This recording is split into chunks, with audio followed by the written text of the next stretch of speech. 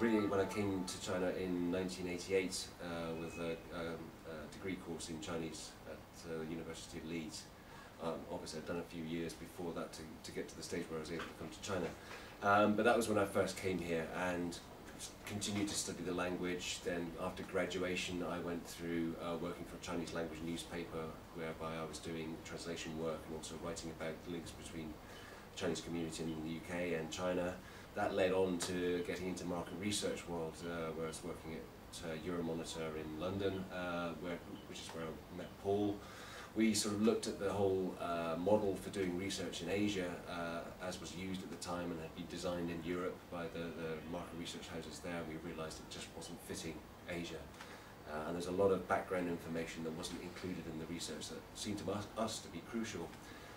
So we started writing a book using that information. That was a book called 1 Billion Shoppers, that was published in 1998. And from that we used that basically as our marketing brochure to set up Access Asia, and we set up in that year, 1998. And I've been doing the same thing ever since, which is basically looking at China's consumer markets, particularly fast-moving consumer goods, especially food, and certainly leaning more so towards retail. Access Asia is basically working mostly with either investment houses at the moment, or still with quite a few manufacturers who are looking to either source from China, but more often than not they're looking to get into China as a market. So we're working with them to sort of identify what kind of products they've got that might suit the market, and particularly any adaptations that they might need to make in terms of not just the product but also their business model to fit in with China.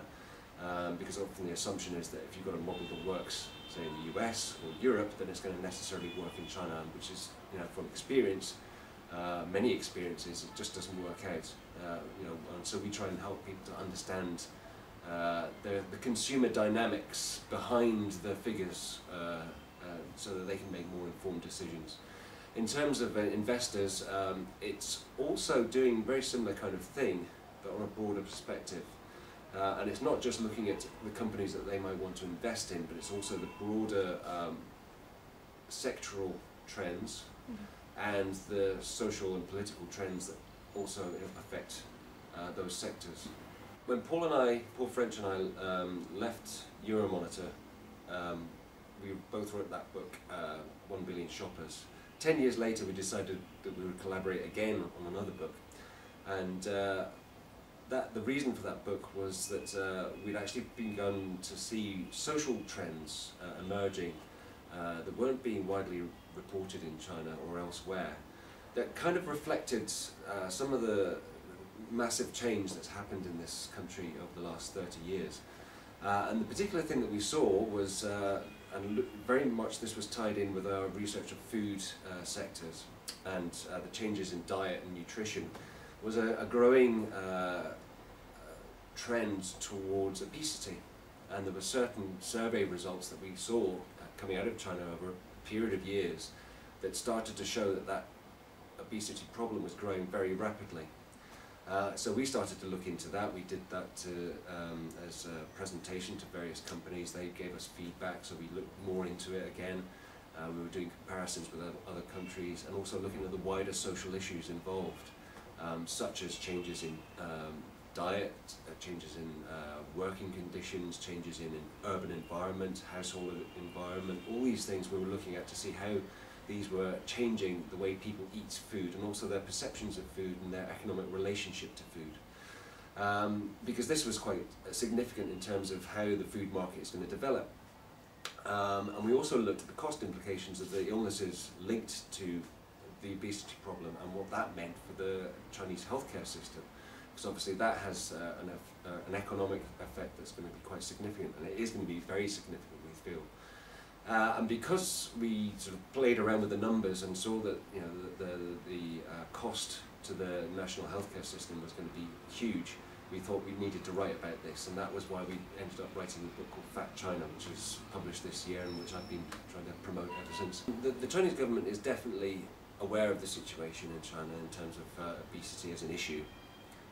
The reason I can say that with certainty is that all the surveys that were done in this country were done through medical institutions that are run by the government. So they know that there's a problem.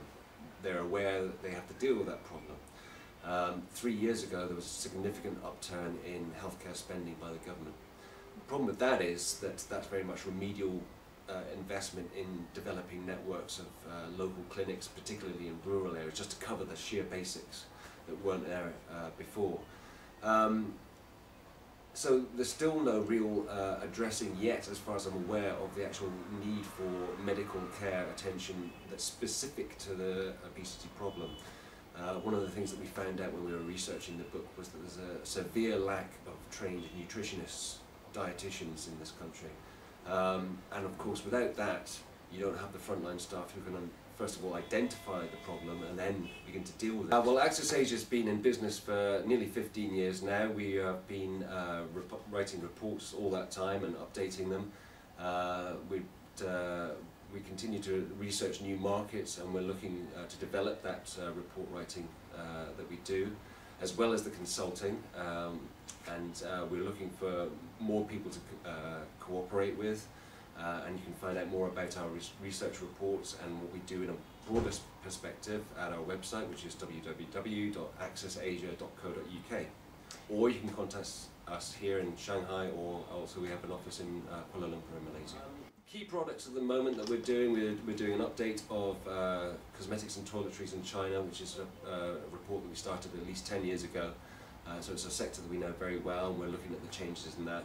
Also convenience stores in China, which is a very interesting sector in terms of the massive competition in the urban areas, but also the growth now of rural convenience store chains, which have become significant in their own right.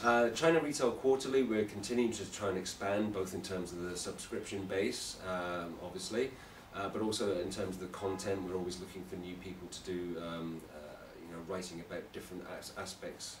So bringing in outside writers to do more, to provide more of their own expertise, so that we can write that up. But we also continue to sort of look at the macroeconomics, the top 10 listed Chinese retailers, the top 100, and looking at trends in terms of growth in revenues, growth in profits, growth and changes in margins. And also we do roundups of the news in terms of the last quarter's retail news. And we're also focusing very much now on looking at different cities and how their economies are growing, separate from the wider China economy in terms of the retail development